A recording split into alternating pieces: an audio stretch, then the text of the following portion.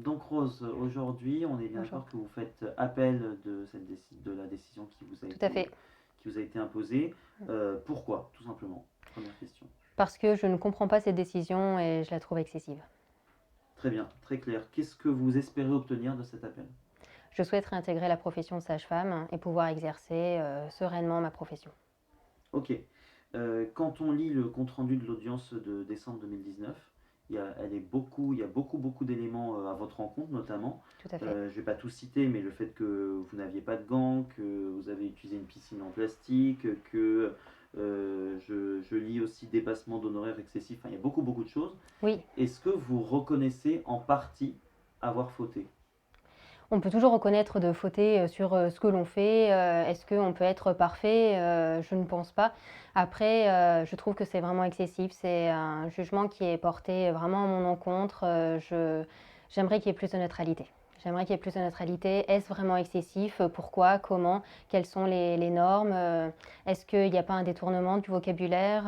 Est-ce que c'est une simple piscine en plastique que l'on peut trouver dans n'importe quel supermarché? Ou est-ce que c'est une piscine qui est dédiée à l'accouchement à domicile avec du matériel prévu pour cela? Est-ce que justement, est-ce que je portais vraiment un masque, un gant, une casaque? Qui était là pour le prouver? Moi, je portais gants, je portais un masque. Est-ce que la casaque est obligatoire? Voilà, moi j'aimerais qu'on amène des preuves. J'aimerais qu'il y ait un peu plus de justice Hmm. là-dessus. Je trouve que les propos sont vraiment excessifs. D'accord. Et pourquoi, selon vous, pourquoi Parce qu'on a l'impression, quand on vous entend, qu'il y aurait limite un acharnement, soit contre vous, personnellement, Oui. soit contre ce que vous représentez, c'est-à-dire une forme de peut-être d'alternative à une médecine traditionnelle, Mm. voilà, d'accouchement à domicile. Et pourquoi il y a ça sur vous? C'est un acharnement? Qu'est-ce que c'est? Moi, je le ressens comme un acharnement. Euh, c'est assez complexe. Je pense que si ces patientes n'étaient pas dans un contexte d'accouchement à domicile, je ne suis pas sûre que j'en serais là actuellement. Ah oui, d'accord. Donc même si elles avaient eu les mêmes conséquences infectieuses par la suite. Cette infection arrive et à l'hôpital. Les infections nosocomiales existent aussi à l'hôpital. C'est pas, je veux dire, c'est pas très rare. Ça arrive. Ça arrive aussi à l'hôpital. Hmm. Donc je ne vois pas en quoi, en effet, mes pratiques sont autant remises en question sur cette infection. D'autant plus que je n'étais pas porteuse de cette bactérie, je ne l'ai jamais été et je ne le suis toujours pas. Donc Vous êtes voilà. vraiment Et dans y a-t-il, l'incompréhension, quoi. je suis dans l'incompréhension totale. Y a-t-il un réel rapport entre la piscine d'accouchement, par exemple, et cette bactérie? Je ne pense pas qu'il y ait d'argumentaire sur cela. Qui était porteur? Est-ce que la contamination a eu lieu au moment de l'accouchement, alors qu'il y a besoin de généralement 2 jours pour que cette bactérie puisse justement se développer dans le corps et créer une infection? Donc je suis vraiment dans l'incompréhension sur ce verdict, sur ce rapport qui est à charge à mon encontre. Je pense que j'ai des pratiques qui déplaisent et je pense que l'accouchement à domicile déplaît actuellement en France. D'accord. Donc pour vous, c'est vraiment une charge en par principe contre l'accouchement à domicile. C'est ce que j'imagine, mais je n'ai pas de preuves, ce n'est pas du direct. Hmm. On va dire que l'accouchement à domicile, de toute façon, est légal, donc ce n'est pas ça qui est à traiter. D'accord. Donc nous, justement, on revient justement de l'ARS Mm. qui nous a expliqué qui nous a rappelé que les deux patientes ont failli mourir, ce qu'ils nous ont Oui, dit. oui, c'est ce qu'ils disent. Les patientes ont failli mourir. Oui, Et oui. est-ce que vous en avez conscience? Est-ce que vous réalisez ce que ça aurait pu engendrer, quoi? Alors, je suis consciente que l'accouchement à domicile euh, n'a pas amené à ce que les patientes aient failli mourir. Je pense que cette bactérie, en effet, a été très bruyante. Ça a été un tableau clinique bruyant. Il a fallu les traiter rapidement. C'est pour ça qu'elles ont été transférées à l'hôpital de Guéret. Si elles n'avaient pas été transférées, en effet, ça aurait pu être dramatique. Et c'est comme ça que je pense avoir fait mon travail sur le fait que j'ai amené ces patientes à aller rapidement à l'hôpital pour justement être traitées. Sinon, bien évidemment, il peut y avoir des conséquences dramatiques. Actuellement, aucune séquelle, aucune complication, les patientes vont bien, les bébés vont bien. Donc, bien évidemment, elles auraient pu mourir, elles ont failli mourir. Mais est-ce ça que l'on juge actuellement? Est-ce que parce qu'on risque de traverser la route, on risque de se faire écraser, qu'il ne faut plus traverser la route? Enfin, je suis vraiment sûre, bien sûr, on peut tout, mais est-ce que c'est ça qui s'est passé? Hmm. Et moi, j'aimerais des faits. Et les faits, c'est que ces patientes ont été prises en charge et actuellement, elles vont bien. L'ARS nous a également dit que le but, selon elle, n'est pas de diaboliser l'accouchement à domicile, que ça existe, que ça se fait. Est-ce que vous les croyez de bonne foi ou est-ce que vous pensez que fondamentalement ils ont un problème avec ça? Je pense qu'il y a un problème avec ça. Je pense qu'il y a un problème avec l'accompagnement de l'accouchement à domicile actuellement en France. Pourquoi sur 22 000 sages-femmes qui y pratiquent, qui ont le diplôme en France, pourquoi on n'est qu'une cinquantaine maintenant? Pourquoi nous ne sommes pas assurés pour l'accouchement à domicile? Nous avons notre RCP comme toute sage-femme libérale, mais pourquoi nous n'arrivons pas à être assurés pour cet acte-là? Pourquoi il n'y existe pas de recommandations par rapport à l'accouchement à domicile? Pourquoi ça ne fait pas partie de l'offre de soins? Voilà, j'ai des questions. D'accord. Et ben, d'ailleurs, c'est assez parlant la fiche qui est derrière vous.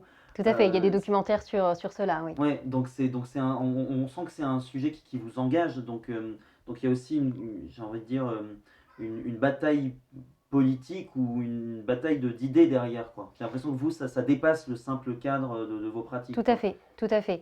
On est face à des couples, à des jeunes qui souhaitent évoluer dans leur accompagnement au niveau de la périnatalité. Mon devoir, c'est de les accompagner dans leurs projets. Ils veulent accoucher à domicile, ils veulent accoucher en plateau technique, ils veulent accoucher peut-être en maison de naissance, ils veulent accoucher dans un service on va dire, de niveau 3, du niveau 2, de niveau 1. Comment faire pour que l'accompagnement soit le plus adéquat par rapport à leurs demandes?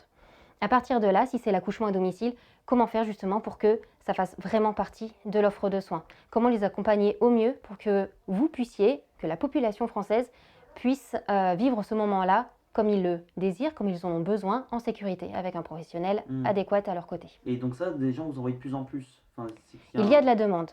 Hmm. Le problème, c'est que nous ne sommes pas assez pour y répondre. D'accord. Voilà. Donc Il y a il y a une lutte derrière qui est de défendre cette pratique-là. Il y a à défendre cette pratique-là pour que ça puisse faire partie de l'offre de soins.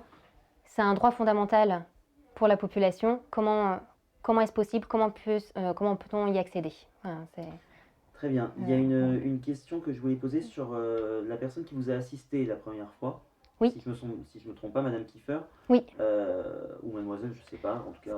Oui, ouais, apparemment, voilà. Mademoiselle, on le dit plus. Ouais, on ne dit plus, mais en tout cas, voilà. En tout cas, Madame Kiefer ne m'a pas assistée. Ouais. Madame Alors, Kiefer voilà, est c'est pour ça, je veux que vous replaciez. Madame Kiefer était ma collaboratrice. Nous Mhm. étions à deux à l'accouchement. Et généralement, quand nous sommes deux sages-femmes à l'accouchement, on dit que la première est dite sage-femme première, c'est celle qui va prendre les décisions, ce qui était Madame Kiefer. Et moi, j'étais la sage-femme seconde, c'est-à-dire en surplus, si besoin. Ah d'accord, donc vous prenez plus qu'elle alors que vous étiez la sage-femme seconde. Tout à fait. Et c'est après Madame Kiefer qui a fait le suivi des suites de couches. C'est-à-dire que entre la naissance du cas numéro 1 et J5, cette patiente, je ne l'ai pas vue, c'est pas moi qui ai fait le suivi des suites de couches. Moi, j'ai eu cette patiente au téléphone 5 jours plus tard.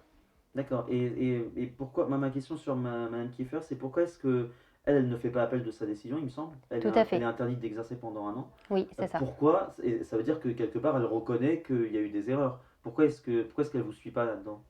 Parce que c'est très compliqué actuellement d'avoir la force nécessaire et le soutien nécessaire pour faire appel. Peut-elle avoir plus en faisant appel? Peut-être qu'elle a besoin d'une pause. A-t-elle aussi les finances nécessaires pour faire appel? Bon, tout ça, il faudrait voir ça avec elle. Mais en tout cas, je pense qu'elle est très, très, très affaiblie par la procédure. C'est très difficile de se retrouver face à une administration qui écrit un rapport à l'encontre de nous dans une pratique qui est peu connue. Très bien. De la part de l'ARS, j'ai bientôt fini. Il y a la Madame Béjas qui était présente à votre audience. Oui. Nous a dit que voilà, en fait, vous aviez été prévenu, qu'après le premier accouchement, vous aviez eu le RMM, hein, ça devient un peu technique, mais en tout cas, il y a eu, on vous a signifié qu'il y avait eu un souci. Donc en gros, elle nous dit, votre chance, vous l'avez eue, et vous avez eu une deuxième chance. Est-ce que ça, c'est quelque chose que vous entendez ou que vous réfutez? Je peux l'entendre. Je peux entendre voilà, tout propos là-dessus. Voilà, il n'y a pas de souci. Je peux l'entendre. Après, réitérer dans une infection où je ne suis pas porteuse, je ne vois pas. Depuis, j'ai amélioré mes pratiques. J'essaye vraiment d'augmenter au maximum la prise en charge pour qu'elle soit la plus adéquate, la plus sécuritaire. J'ai augmenté mon matériel médical. On a discuté de ce cas-là justement avec mon ex-collaboratrice. On a avancé sur ces situations. Dire que j'ai réitéré parce que j'ai revu une deuxième fois la même bactérie, alors que pour le deuxième cas, dans l'heure qui suivait l'infection, elle était orientée vers la maternité, que je n'ai absolument pas perdu de temps. La patiente m'appelle dans la nuit qui suit la naissance. Elle me dit qu'elle a des signes infectieux. On vérifie avec 1 gramme de paracétamol, voir si la fièvre va diminuer un peu ou pas. ça diminue pas, ça augmente. On va à la maternité, on va aux urgences. Pour moi, là-dessus, j'ai essayé d'être le plus rapide possible. Les premiers signes infectieux, la patiente était transférée à l'hôpital. Très Donc, bien. j'entends, j'ai réitéré parce que j'ai vu 2 fois dans ma carrière cette bactérie-là sur Hmm. combien d'autres cas? Parce qu'en gros, elle, ce qu'elle dit, c'est qu'on vous a tendu la main et que vous n'avez pas pris cette main tendue. D'accord. Eh bien, C'est ce sont clairement ses ce qu'elle a propos. dit. Ouais, ce Je ne sont ses propos. je vois pas en quoi j'ai réitéré. Très bien. Donc, et dernière question, parce qu'au fond, c'est un peu le fond du sujet. Est-ce que vous contestez les règles sanitaires elles-mêmes? Par exemple, je prends un exemple. Mmh. Quand on dit, par exemple, je me souviens d'une page dans l'audience que j'ai lue très attentivement, il y a un moment Oui. où on dit, voilà, il y a eu plus de 600, il y a eu 600 millilitres de sang qui sont tombés, alors que la limite conventionnelle, c'est 500 millilitres, par exemple. Vous voyez, un Mmh. exemple de ce que j'ai lu. Est-ce que c'est une des consignes ou une des normes que vous contestez? Est-ce que vous contestez comme ça, la rigosité, ouais, le côté rigide de ces Mmh. normes, de ces conditions sanitaires? Bien évidemment que non. Et les 600 millilitres, c'est donc ma collègue qui a écrit ce dossier. Et donc, c'est quelque chose que l'on a écrit nous-mêmes. Donc, bien évidemment, je ne peux pas le contester. On est d'accord? Les 600 millilitres veulent dire quoi? Veulent dire que cette patiente, elle a été sur une hémorragie légère. Une hémorragie de la délivrance à partir de 500 millilitres. Donc, en effet, on a constaté que la patiente a perdu plus de sang que d'ordinaire. Mhm. À partir de là, est-ce que son état général est altéré? Est-ce qu'on est sur une hémorragie grave qui nécessite un transfert d'urgence? Le transfert d'urgence sur une hémorragie grave, on est sur 1 litre. On n'est pas sur du 600 millilitres. Donc, bien évidemment, je ne conteste pas. On a bien écrit 600 millilitres et c'est ce que l'on a dit. D'accord, donc pour vous, vous restez dans les clous, quoi. Vous êtes resté dans les clous. Là, je sens que je suis restée dans les clous. Mm. Après, bien évidemment, si on travaille ensemble et qu'on a une recommandation qui dit que si on constate qu'il y a 500 millilitres, on transfère directement, il n'y a pas de problème. J'attends que des documents qui nous permettent de pouvoir avoir une pratique adaptée avec des recommandations qui soient éditées par des professionnels. Très bien. Merci beaucoup, Rose. Je vous remercie.